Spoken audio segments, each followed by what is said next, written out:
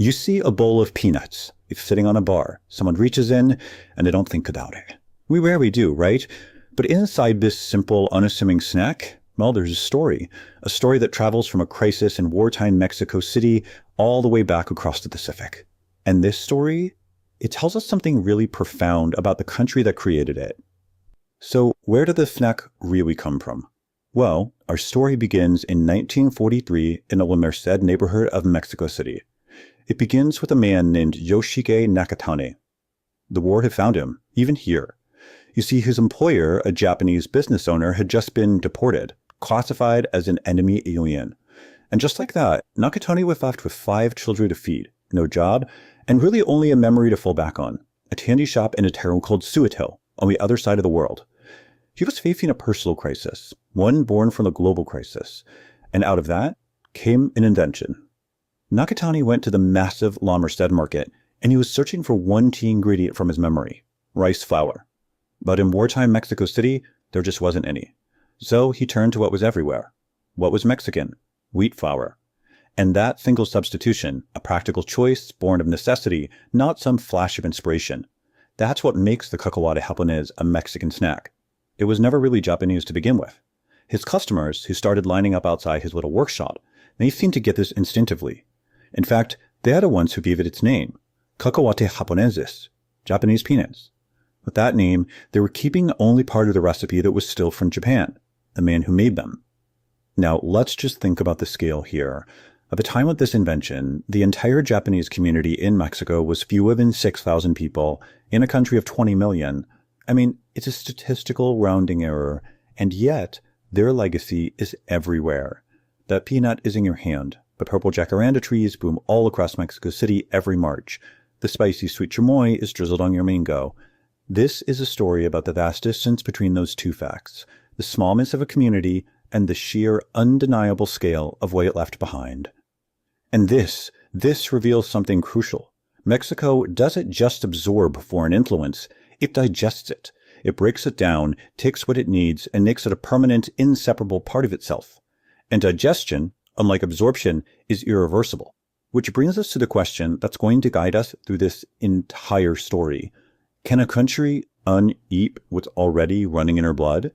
To really understand this process of digestion, we have to go way back, long before Nakatane, long before the first official Japanese immigrants ever arrived in the 19th century. Mexico was already, in some fundamental ways, Asian. We have to look at the Pacific corridor. The Manila Galleon made it happen. From 1565 to 1815, that's 250 years, a quarter of a millennium, longer than the United States has existed as a nation. This trade route was the artery connecting Acapulco and Manila. Silver from the Americas flowed west, silk, porcelain, spices, and lacquerware flowed east. Acapulco became a global city. And for generations, Mexico City didn't just receive Asian goods and aesthetics, but Asian people. Sailors, merchants, the enslaved, the stranded. And this quarter, it was always a two-way street. Felipe de Jesus, born in Mexico City, he traveled west and was martyred in Nagasaki in 1597, becoming Mexico's first saint. His death sent a clear message back across the Pacific from Japan. They would not be consumed by Spanish imperial ambitions. Then, in 1610, a Nahua intellectual, an indigenous chronicler named Chamoy, he documented the arrival of a Japanese trade delegation right there in Mexico City.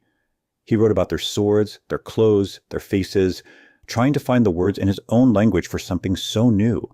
The corridor was open. This connection would later show up not in trade or religion, but in the very soil of the capital, through the story of a single man who would completely change the city's landscape, a man who would paint the city purple.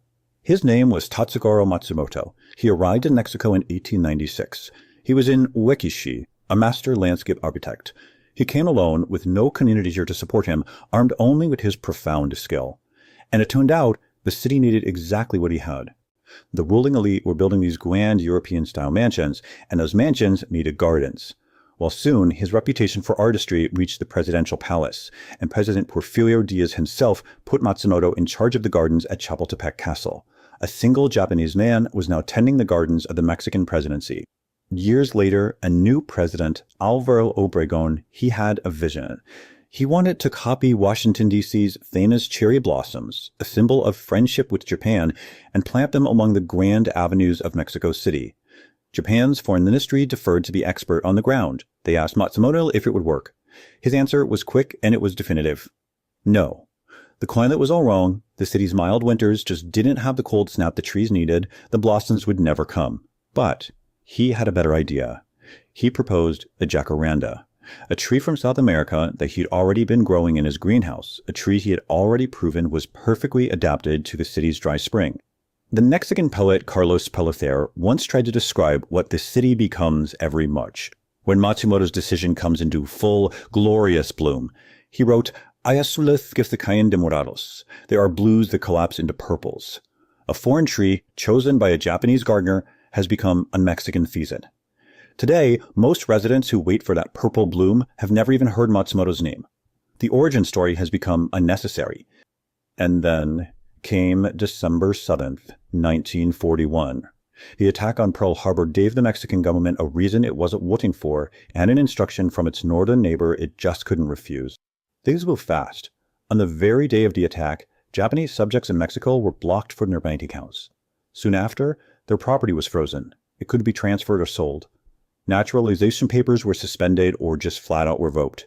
And then, the forced relocations began. Now, this wasn't for any real internal security purpose. The United States asked Mexico to displace its Japanese community, and Mexico complied. That's the whole explanation, right there. In this crisis, the gardener, Tatsugoro Matsumoto, and his son Sanshiro, they became leaders. They opened their family ranch, El Botan, to house the displaced. At its peak, it sheltered over 900 people. Let that sink in.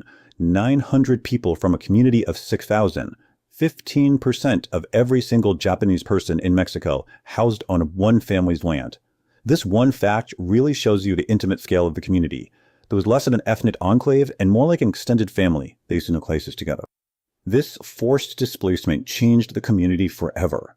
A population that had been mostly agricultural and rural was suddenly converted by executive order into an urban commercial class. They couldn't go back to their old lives. So from the ashes, they built something new. And this is where we find our inventors again.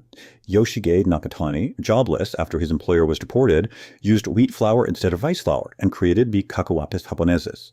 Around that same time, another man, Takechi Iwatabe, adapted the Japanese tradition of pickled plums, or umeboshi. The Japanese plum wasn't available, so he used Mexican apricots, salt, and chili. He called it chamoy.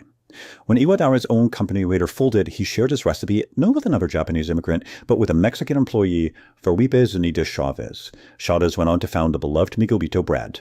A Japanese immigrant shared a secret with a Mexican employee, and the result became a staple of Mexican childhood. But the most common form of digestion wasn't in famous snacks. It was in the unglamorous, everyday businesses that became so integrated they became invisible. The stationery shops, the watch repair, the hardware store. For 80 years, the Yabuta family's Photo Violeta studio documented the life of their Mexico City neighborhood. They photographed the baptisms, the weddings, the family portraits. They created a piece of Mexican collective memory, a memory now held by people who often never knew the family behind the camera was Japanese. So the Mexican-born children of these immigrants, the Nisei generation, they responded to this persecution with a very deliberate and very painful strategy. To protect the next generation, they suppressed their own heritage. They stopped teaching the Japanese language at home. They became, in every outward way, as Mexican as possible. A fourth-generation descendant remembers his grandfather's words. He always said that I had to know and love Mexico before thinking about Japan, because I was born here. He was prescribing a solution: complete the digestion, make it irreversible. Nature itself says thoroughly Mexican that no government could ever make you foreign again. And this process of digestion, it continues today in ways that are both profound and, well, wonderfully absurd. The final act can perhaps be found in the sandwich in Guadalajara.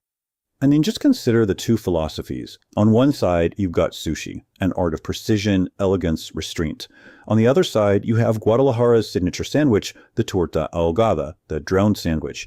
It is the absolute opposite of restraint. It is maximalist, it's abundance. Its philosophy is simply more. Someone in Guadalajara looked at sushi and thought, good, but not enough. So they put it inside the local bread, the birote, and they applied the local logic. And this brings us back, finally, to our central question.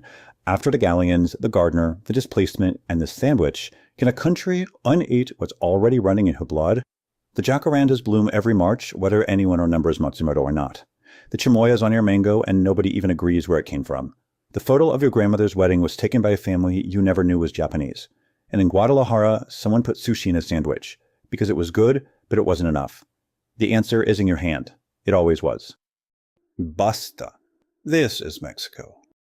If something here opened a door, stay and subscribe. Basta is the second look. Mexico without the filter, without the shortcuts. New episodes every third day. See our suggested video in the box.